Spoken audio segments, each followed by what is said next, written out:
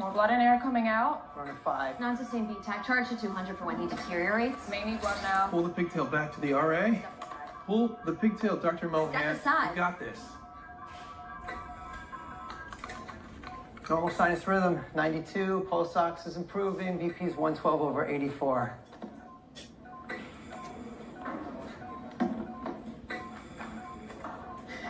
Not too shabby, huh, Dr. Walsh?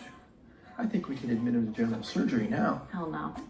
He's a gunshot victim. Admit him to the cardiac ICU. We'll consult from there. Or you can admit him yourself with cardiology consulting. I thought you liked flying the plane.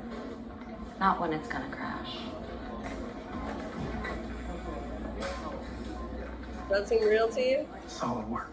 That was fun. I like that one. But that made me think, like, obviously this mass casualty situation is a little bit different, but like there must be surgeons that you've seen arguing when an R1 was like trying to figure out who to listen to, or has it ever happened? Like how would Dr. Mohan know who to even listen to?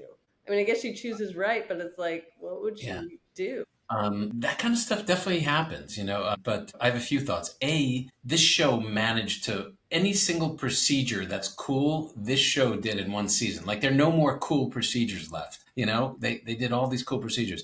The other thing was, I thought it was very reasonable what he was doing, believe it or not. I didn't think it was that crazy, but it made a lot of sense. But she is an emergency medicine resident and he's the emergency medicine attending. The other woman is a surgeon. So it's chain of command. She goes to her boss. She's in the emergency medicine department. So it's right that she listened to her guy as opposed to her. Oh. She listened to the person that she reports to. Even if he were wrong, she probably would have listened to him because that's who she reports to. That's her chain of command. It's a different team. That the surgeon's on a different team. What I found fun and accurate was after they saved the patient, just a little nuance of who has to admit the patient, which is a very real thing that happens when patients get admitted. There's always like, who wants to be, because if you're the admitting team, then you're in charge of everything. You get all the phone calls, you have to deal with everything regarding that patient.